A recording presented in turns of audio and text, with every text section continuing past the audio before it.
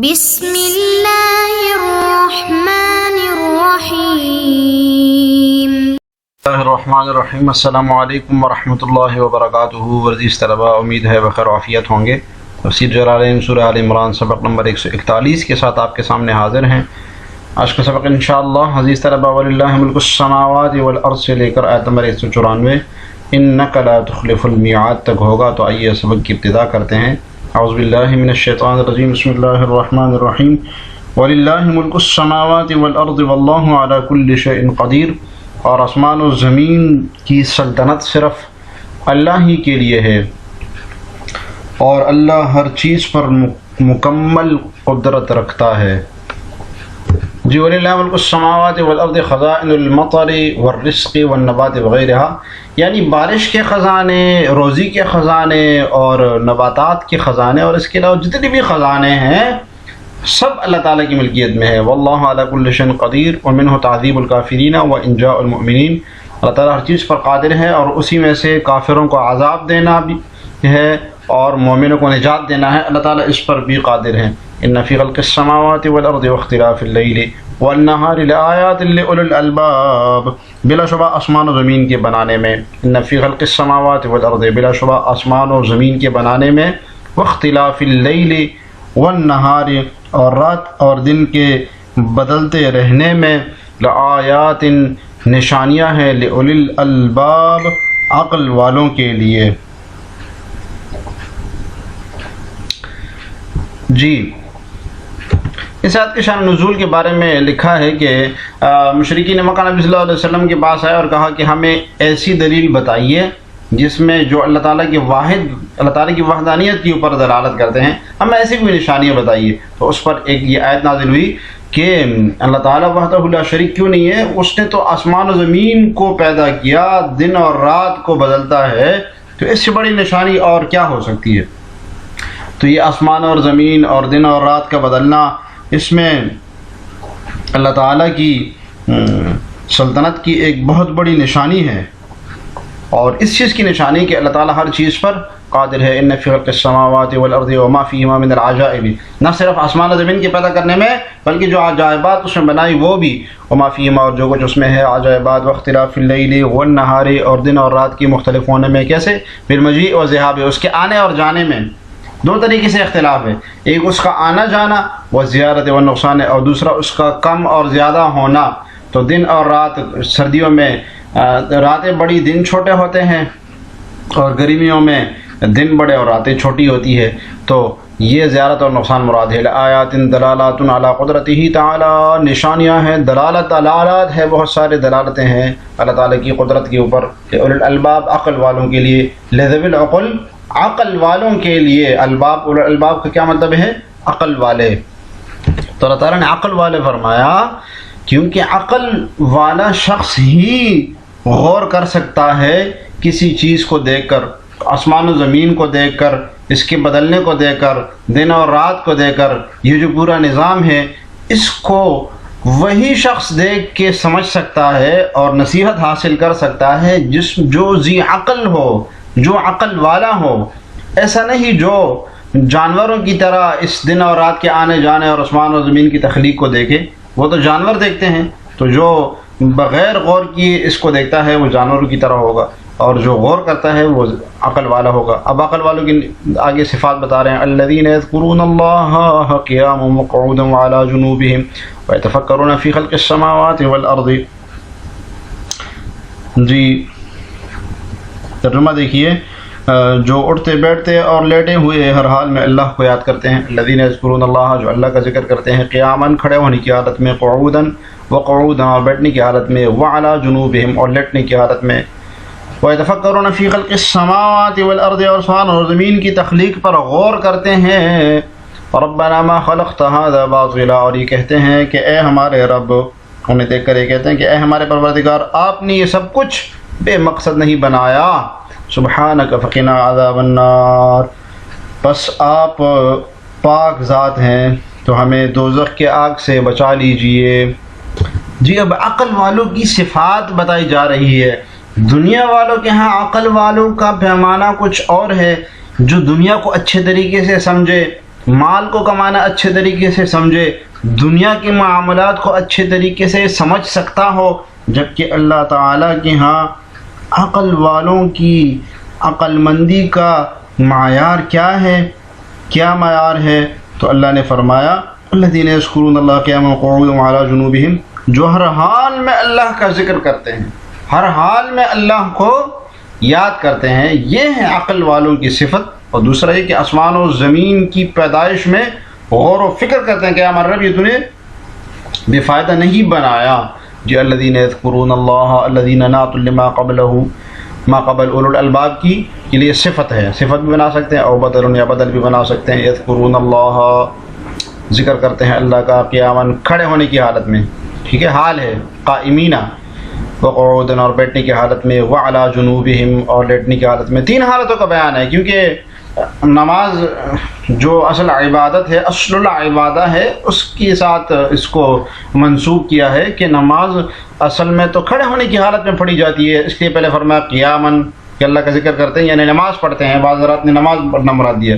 کھڑے ہونے کی حالت میں، وقعوداً کھڑے ہونے کی حالت میں، اگر قدرت نہ ہو تو بیٹھنے کی حالت میں، وعلی جنوبہم پھر بھی قدرت نہ ہو تو لیٹنے کی حالت میں۔ تو کھڑے ہونے کی حالت میں بھی اللہ کا ذکر کرتے ہیں، اگر نہیں کر سکتے ہیں تو بیٹھنے کی حالت میں، اگر نہیں کر سکتے تو لیٹنے کی حالت میں بھی اللہ کو یاد کرنا نہیں بھولتے، مستجعین یعنی کہ لیٹنے کی حالت میں، ای فی کل حال۔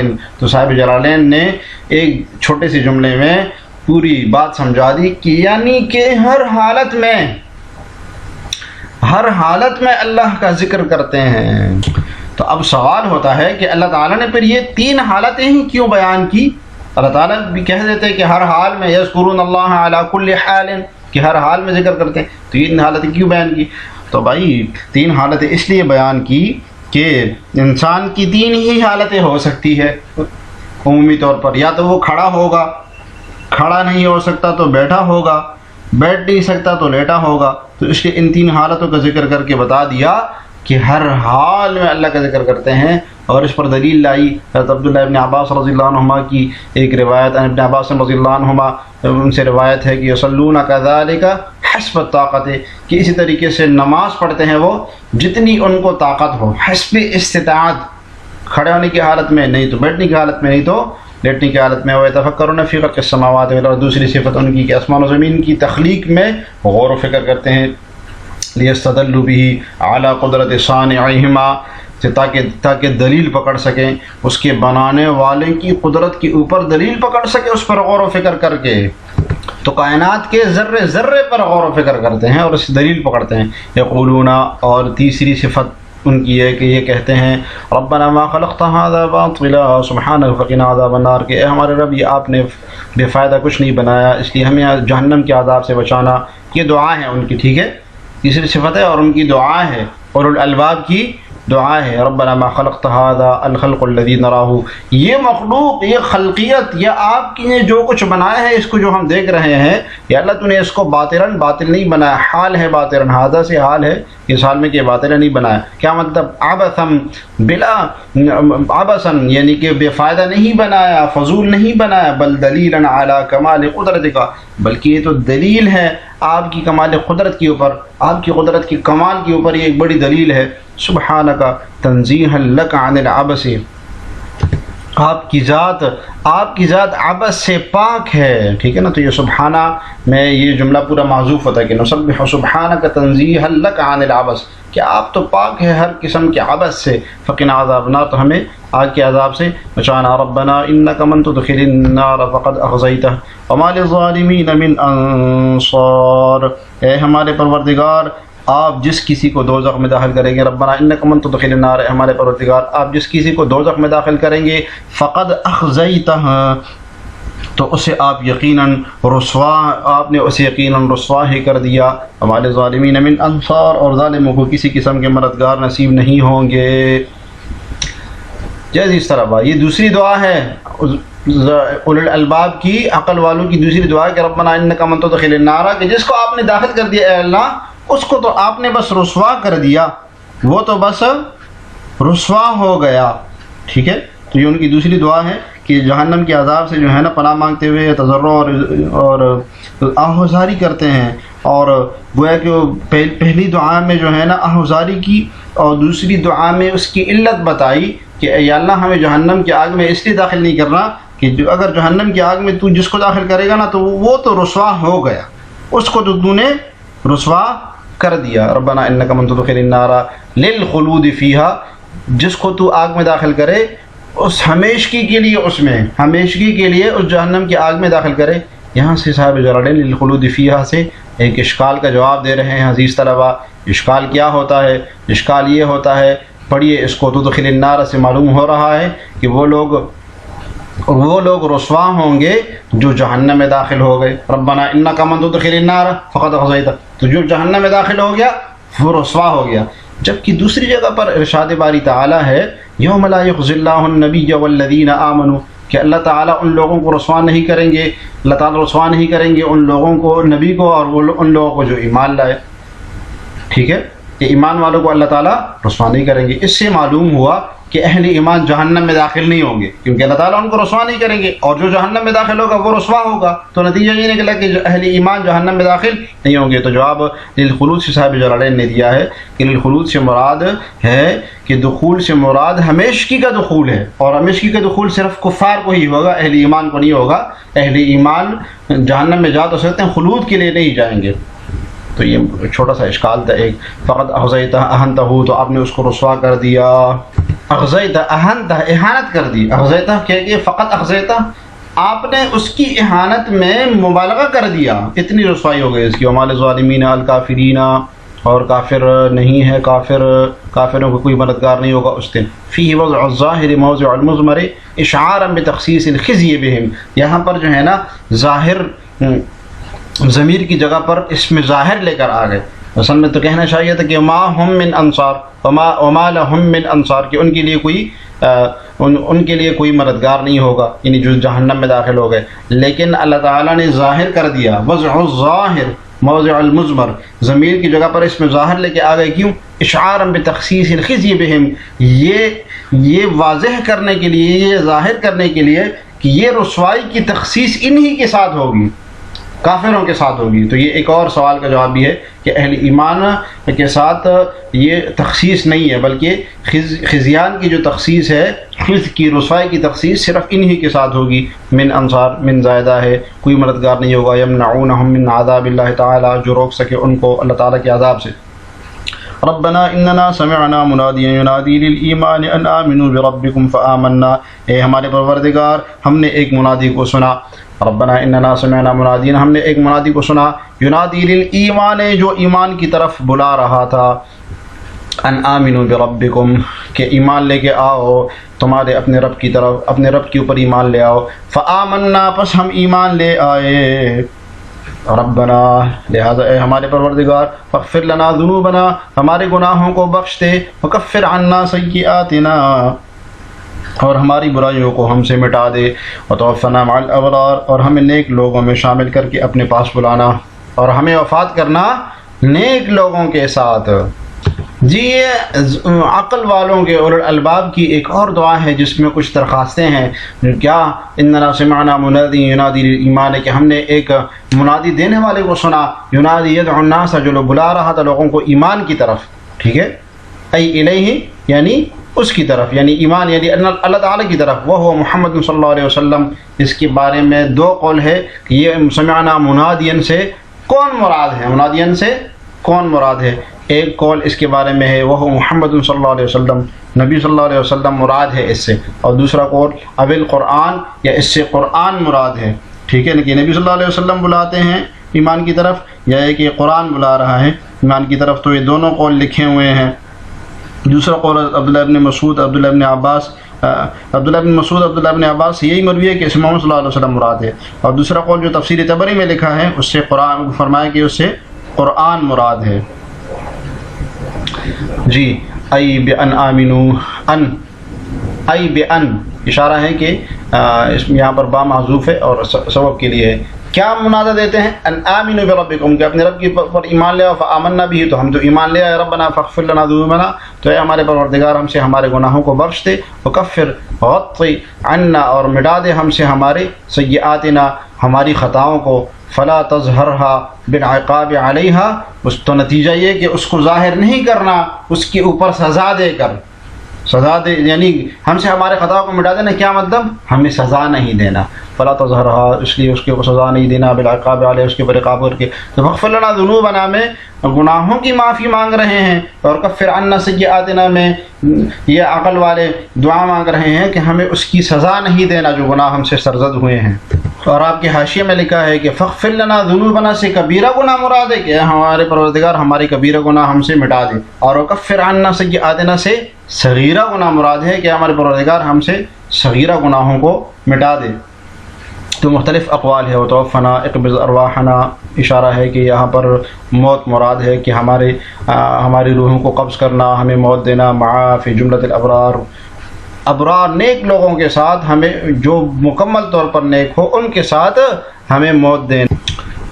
جی الانبیاء والصالحین، تو ابرار سے کون مراد ہے؟ نبی مراد ہے، اور صالحین اور نیک لوگ مراد ہے، یعنی انبیاء اور نیک لوگوں کے ساتھ ہمارا انجام کرنا۔ ربنا وآتنا ما وعدتنا على رسلك ولا تخزنا يوم القيامة انك لا تخلف الميعاد، اور اے ہمارے پروردگار ہمیں وہ کچھ بھی عطا فرمائیے جس کا وعدہ آپ نے اپنے پیغمبروں کے ذریعے ہم سے کیا ہے، ما وعدتنا على رسلك جس کا وعدہ آپ نے ہم سے کیا ہے اپنے پیغمبروں کے ذریعے، ولا تخزنا یوم القیامہ اور ہمیں قیامت کے دن رسوا نہ کیجیے، انک لا تخلف المیعاد بے شک آپ اپنے وعدے کی خلاف ورزی نہیں کیا کرتے۔ تو یہ ایک عاجزانہ درخواست ہے جو کہ اللہ تعالیٰ نے ایمان والوں سے اور نیک عمل کرنے والوں سے اجر و ثواب کا وعدہ کیا ہے، اس وعدے کو پورا کرنے کی ایک عاجزانہ درخواست ہے کہ ہمارے پروردگار ہمارے کوتاہیوں کو درگزر کرنا اور ہمیں پورا ثواب دینا، آپ تو خلاف ورزی اپنے وعدے کی خلاف ورزی نہیں کرتے۔ جی دیکھیے ربنا وآتنا اعطنا ما وعدتنا جو وعدہ کیا تو نے بھی اس کا علی رسولک علی السنۃ رسولک اپنے رسولوں کی زبان پر جو وعدہ کیا، یعنی آپ کے رسولوں نے جو ہمیں بتایا کس چیز کا وعدہ کیا، من الرحمت رحمت کا، والفضل اور فضل کا، اپنے رحمت کا اور اپنے فضل کا آپ نے وعدہ کیا ہے۔ جی وسؤالهم ذلك وإن كان وعده تعالى لا يخلف سؤال أن يجعلهم مستحقيه لأنهم لم يتيقنوا استحقاقهم له وتقرير ربنا مبالغة في التضرع۔ جی یہ وسؤالهم دراصل ایک سوال کا جواب ہے، سوال کا جواب یہ ہے کہ جب اللہ تعالیٰ نے وعدہ کیا ہے اپنے فضل کا، اپنے رحمت کا، ثواب کا وعدہ کیا ہے، تو پھر اس مانگنے کی کیا ضرورت، اس سے یاد دلانے کی کیا ضرورت، اللہ تعالیٰ تعالیٰ محالہ اس کو پورا کریں گے۔ تو جواب دے رہے ہیں صاحب جلالین کہ یہ اہل ایمان کا سوال کرنا، یہ مانگنا کہ اے آپ اپنا وعدہ پورا کریں گے، آپ نے جو وعدہ کیا ہے، تو یہ ان کا اپنے لیے ہے، کہ اپنی تسلی کے لیے ہے کہ اس کی کیا ضمانت کہ اس وعدے کے مستحق ہم خود ہیں، ہم اس کے مستحق ٹھہرائیں گے۔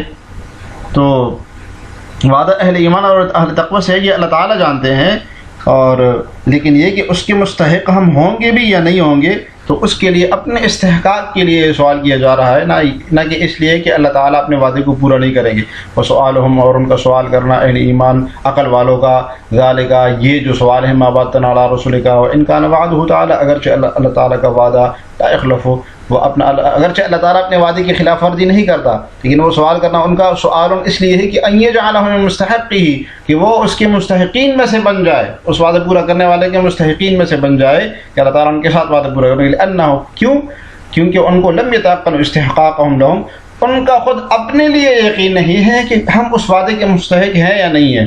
وتقریر ربنا مبالغۃ فی التضرع، اور یہ جو ربنا کو بار بار تکرار آیا ہوا ہے، وہ کیوں آیا ہوا ہے؟ ایک ساتھ ہی ساری دعاؤں کو ذکر کر لیتے تو یہ تضرع میں مبالغہ ہے، بہت زیادہ افزاری کرنا، اور دعا کا ایک ادب بھی بتا دیا کہ دعا کے اندر اللہ تعالیٰ کو پکارنا، اے اللہ ربنا، یہ بھی بار بار کہنا چاہیے کیونکہ یہ تضرع کی علامت ہے۔ ولا تخزنا یوم القیامہ، قیامت کے دن ہمیں رسوا نہ کرنا، انک لا تخلف المیعاد، الوعد بالبعث والجزاء، کون سا وعدہ؟ جو کہ بعثت کا کیا تھا اور دوبارہ اٹھنے کا کیا تھا اور وہاں پر جزا کا کیا تھا۔ اس طرح بعض کے سبق سے متعلق سوال یہ ہے کہ منادین سے کون مراد ہے؟ منادی ینادی ایمان آپ نے پڑھا ہے، 2 قول اس کے بارے میں پڑھے ہیں، جواب کمنٹس میں ضرور لکھیے گا۔ اللہ تعالی ہمیں جالالین پڑھنے سمجھنے کی توفیق عطا فرمائے۔ السلام علیکم ورحمۃ اللہ وبرکاتہ۔